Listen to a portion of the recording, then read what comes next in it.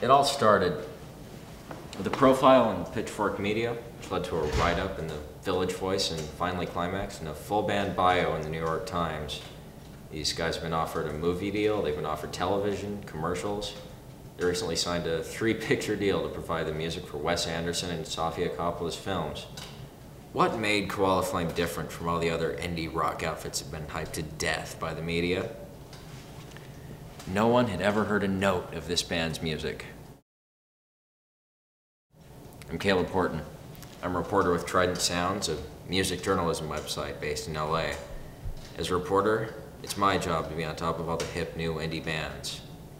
So I made sure to interview the 4 guys behind this revolutionary new sound. Caleb Horton, Nice to meet you. Nice to meet you. This was Nimrod. Yes, just Nimrod, the band's lyricist, and he planned on singing as well. He was a hyper-intellectual who claimed to be a Marxist, although, from what I understand, he voted for Bush in 2004. Caleb Horton, reporter, Trident. This is Ian Green. He's tried to kill himself 14 times. It's a magazine. This is Roddy. He declined a solo interview. Not much is known about him. We don't even know how old he is. But we do know he's not from America. Yeah, man, give me some right there. Pound, my bro. It's very nice to meet you, my man. Yeah, nice to meet you too. This is TJ. In the mid to late 90s, he was in the Disney Channel sponsored boy band, the Hey Guys. And that's about it. Good to see you. Yeah. Yeah. Before Koala Flame, I was in a lot of MySpace communities, a lot of indie rock stuff. I was also part of I Love Anglophile Culture for a long time. That was a chat room. I don't recommend MySpace chat rooms, generally speaking. Well, I got my first exposure to music after my first suicide attempt. And after that failed attempt, I had a song come to mind about a failed suicide attempt. And so I made an EP on iTunes called Suicide is Painless. But that was already used, and I was sued by Johnny Mandel and Alan Alda for several $1,000,000. So the solo career did not quite take off. Oh, sorry, was that on? Do you want me to start over? Now, your first single. I heard that there's a single called Vineyard Haven. How's that coming along? That would be a half-truth. We are writing a song called Vineyard Haven, but it's still very much in the preliminary stages. Yeah, I mean, Michelangelo's David was not made, in an interview. Our no song rush. is not, relegated to the interview status. We're No still rush. art. The corporate way of doing things is let's lock a band in a room. Wait, corporate. We're not, we like corporate sometimes, brothers. Koala Flame has over 2 million friends on MySpace. That's second only to Tila Tequila. That's better than Dane Cook at his hottest, back in June of '06. We are the first band to have booked both Saturday Night and Coachella before we've ever even released a piece of music. So imagine what it'll be like when you can actually hear their songs, huh? This was John Katzen Rosenstein, the band's manager. No, yeah, we're gonna be like the Strokes, but actually as popular as the media says we are. Well, the scarf has a kind of an interesting backstory with myself. I bought it after my 3rd suicide attempt as a means to cheer myself up, and I used it as a noose for my 4th attempt to hang myself. But it did not hold, and it was in that moment I kind of said, "Hey, Evangeline," which is the name of the scarf. I said, "Well, life isn't working, killing myself isn't working. Let's try music." Killing oneself has always been a great part of the rock and roll legacy. Nothing brings you further fame quicker than offing yourself, generally speaking. We approached Ian to kill himself a few weeks ago. Turns out he's actually not as sad as he appears to be. Roddy is a world-class multi-instrumentalist. He's from originally some, like Armenia or Bulgaria, one of those other countries. So he's got that whole, third world MIA thing going for him, foreign guy. Roddy, you're a multi-instrumentalist, yes? Stalingrad.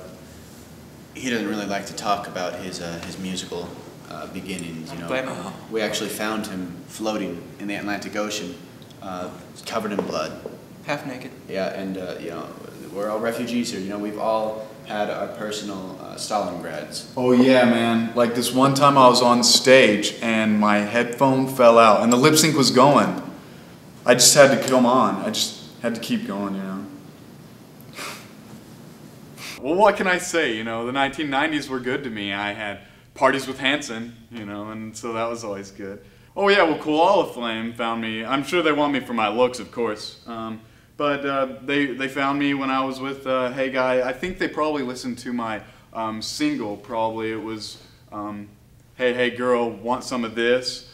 I had a lead vocalist in that part. It was a little bit of high pitch, oh, a little low, a low. And it was, you know, regular boy band kind of stuff. I had all sorts of, you know, it was. A lot of our readers have been asking for kind of a direct, substantive sound comparison. What do you guys sound like? Well, I'd say the New Kids on the Block. Absolutely not! If you want a more concrete answer, it's more like if Joy Division went over to Wham's house to play a game of Halo. So we've got a little bit of introspectiveness and a little bit of pop at the same time. While Wham won the Halo match, it was still closely contested by Joy Division. So we've got introspectiveness, pop, and a little bit of tragedy in there as well. So The cries of Mama and Papa in the cells of Stalingrad. I'd raise it one further. I'd say that the sounds that best describe our band might be described as Sonic Youth and George Clinton making out in David Bowie's bedroom as the Talking Heads watch voyeuristically from the bushes, taping it all. Like Bruce Springsteen and Kanye West on a cross-country road trip from Mexico to Middle America, with reggaeton on the radio and Madonna tied up in the trunk. We defy genre. Yeah, so I mean, tell your fans to open their minds, get ready for it. Like Try to get that image in their heads. if we put it in a nature sense, it's like if Aurora Borealis happened inside their mind while the Earth exploded from the core. Well, I'd still say Hannah Montana, maybe, kind of. No, TJ. What were the Smiths? What were the Smiths? But a bunch of ideas set to music. That's what Koala Flame is. A bunch of ideas that will eventually be set to music, in theory. So, but I mean, you've done some gigs by now, right? But obviously you've been practicing. You know, I sing in the shower, you know, man. So, what have you gotten done?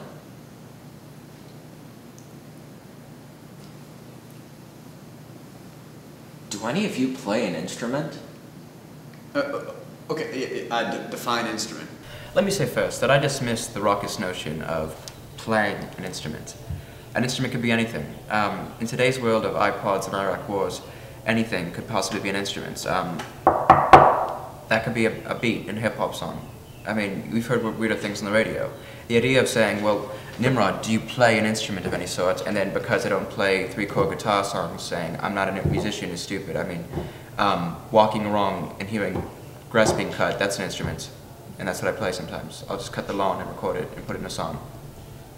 You know what? No. They haven't practiced together yet, okay?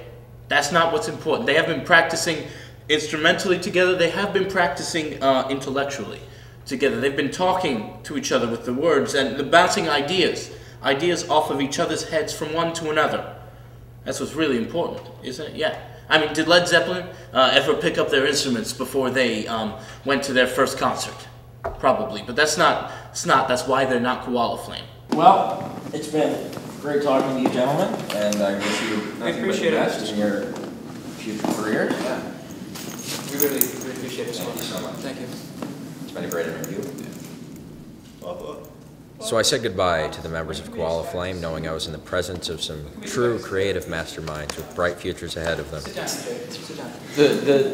The piece will be running in about 2 weeks, and okay. nothing but good things. See you then. Yeah, thank you. 2 weeks later, the band imploded. You have a good day. You too. Enjoy our music. I think that went well, you know? Good.